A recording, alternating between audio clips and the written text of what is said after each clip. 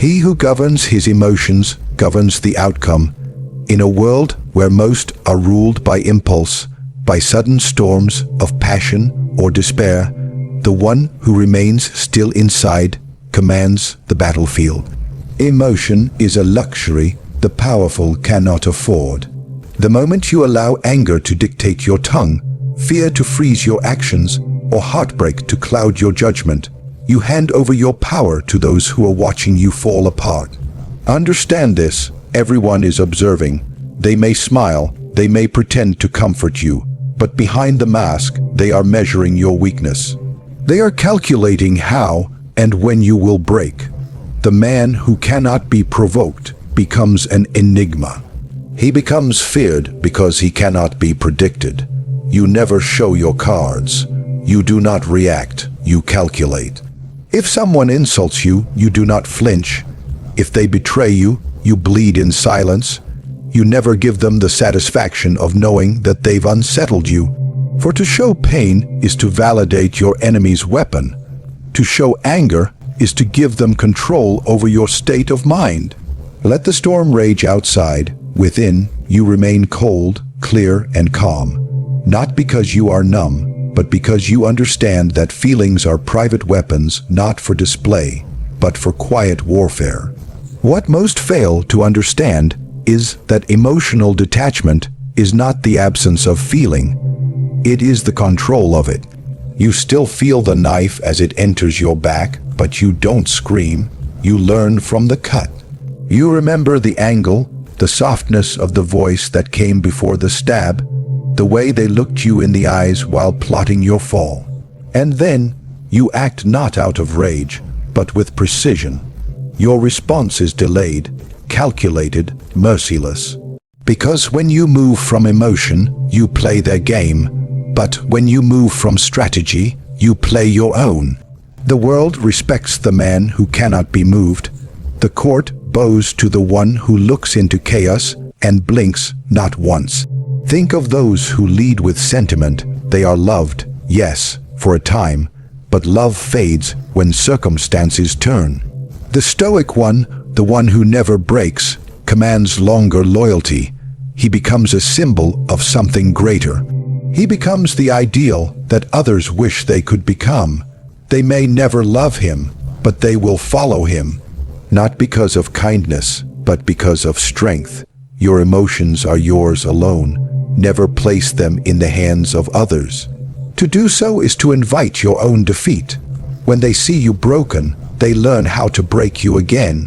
When they see you unfazed, they grow uncertain, afraid, cautious, and that fear becomes your shield. And not because you threatened them, but because you gave them nothing to use against you. Your silence becomes louder than their attacks. Your calm becomes the loudest declaration of power. While others are dancing to the rhythm of public opinion and the winds of emotion, you move like a shadow, unshaken, untouched. You may feel pain, but never show it. In the game of power, the surface is everything. It is not truth that determines how the world treats you. It is appearance. You can be drowning inside, but if you walk like you own the ground, others will believe it. Control perception, and you control how others respond to you. The man who wears his emotions openly becomes easy to read and easier to manipulate. Once they know what enrages you, what softens you, what makes you tremble, they will use it. They will mold their words, their silences, and their actions to press those buttons and pull those strings. The wise man understands that emotions are not for the public stage. They are kept locked behind the eyes, while the face tells a different story. Even if your heart is on fire, let your expression remain cold. This is not deception, this is survival. There are wolves cloaked in smiles, hyenas dressed as companions. To let them see your wounds is to invite the bite. If they think you cannot be shaken, they begin to tread carefully. They start to second, guess their attacks. The uncertainty becomes your armor. You are not trying to be inhuman. You are choosing to master the art of controlled display. When you want to dominate a room, you do not do it with loud emotion. You do it with quiet intensity. Eyes that do not flinch, posture that does not bend, tone that remains measured. Even if the world collapses around you, you remain untouched in their eyes. Because respect is born from the illusion of invincibility, people revere what they do not understand. They fear what they cannot read. Let others be slaves to their moods. Watch them self-destruct with every outburst, every petty show of insecurity. They scream to be heard, only to reveal their desperation. They cry for sympathy, and in doing so, become dependent on others' validation. But you speak when necessary and with weight. You are heard precisely because you do not beg to be heard. When you speak, people listen, not out of affection, but out of curiosity, out of fear, out of admiration. The battlefield of power is not just physical, it is psychological. To appear composed is to unnerve those who expect you to crumble. It is a subtle domination, a quiet war of presence. The strong man smiles when they expect rage. He is silent when they expect pleading. He is calm in the face of humiliation, because he knows that perception is more durable than truth. If they believe you are above the blow, then you are. Reality is what you convince others to see, and so you wear a mask not to deceive, but to command, to lead, to control the tempo of every interaction. They cannot control what they cannot read. They cannot strike what does not react. Let them wonder what you think. Let them guess what you feel. In their guessing, they weaken. In your silence, you build an invisible fortress that they cannot enter. Suffering is useful, but only in silence.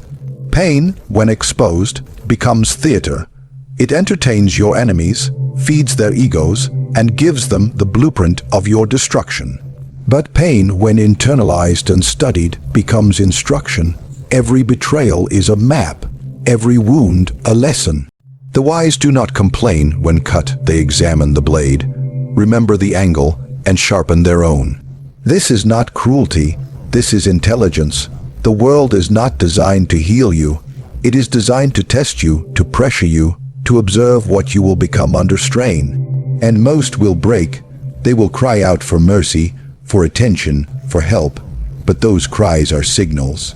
They tell the predator where to strike again. What separates the powerful from the pitiful is not the absence of hardship, but the reaction to it. When struck, you do not curse. You absorb. You let it harden the bone. There is a kind of silence that terrifies more than screams. When they wrong you, and you smile instead of retaliate, they begin to wonder. When you are betrayed, and you do not retreat into sorrow, but grow sharper in your movements, they grow cautious. That is how you use suffering, not as a badge, but as a blade. Those who suffer and make it known invite pity, and pity is the cousin of contempt. People may feel sorry for you, but they will never follow you. They may embrace you in your weakness, but they will never fear you, never respect you. You become familiar, soft, human, but power is not human. It is beyond emotion, beyond empathy. It is forged in fire and hidden in silence. You become powerful not by avoiding suffering, but by hiding its effect. You feel the same pain as everyone else, but you wear it differently, not as a wound, but as armor. Let them speak of your losses while you speak of nothing. Let them discuss your downfall while you remain unseen, rebuilding. They will laugh at your silence, not realizing it is your weapon. Every second you stay silent, you gather strength. Every insult that goes unanswered is noted, not for revenge but for calibration. You are not ignoring pain. You are studying it, converting it, redirecting it. The weak think power is loud. The strong know power whispers and often says nothing at all. The great ones of history were not untouched by suffering. They were defined by it. But never did they cry publicly, never did they beg. They endured, they adapted, and they waited. they understood that to suffer is to be refined. You do not need an audience for your pain, you need strategy. Use your loneliness to sharpen focus. Use your rejection to enhance discipline. Use your failure to cultivate dominance. Let every hardship press you into something harder, colder, and more dangerous. While the others scream and collapse, you will rise not because you were spared, but because you refused to show your wounds. Respect is not given. It is taken through fear or admiration. Those who wait for others to offer them respect remain dependent on the opinions of lesser minds. They live in hope, seeking validation, shrinking their power by depending on others to recognize it. But the one who commands respect does not ask, does not wait, and does not need permission. He seizes it, not through kindness, not through smiles, but through unshakable presence. People respect what they cannot move, what they cannot understand, what they cannot intimidate. Respect flows not from words but from aura, from how you carry yourself when the world tries to drag you down and you do not fall. There are only two ways to truly command respect: be feared or be admired. Fear creates distance, admiration creates desire. Both grant control, both silence those who would challenge you. The mistake is to try to be liked. The one who tries to please all ends up pleasing none. He becomes common, malleable, soft. The people love him when he gives and destroy him when he withholds. But the man who leads with strength, who punishes betrayal and rewards loyalty with precision, becomes a figure they speak of in lowered voices. Whether they love you or hate you is irrelevant. What matters is that they think twice before crossing you. To become that man, you must craft every word, every step, every expression to reflect certainty. You do not speak unnecessarily. You do not laugh easily. You let others reveal themselves while you reveal nothing. The more you control your image, the more power you possess over how others treat you. If you are constantly available, constantly agreeable, they will treat you as such. But if you create distance, if you cultivate mystery, if you act with weight, they will hesitate. And hesitation is the birthplace of respect. People are drawn to the unbreakable.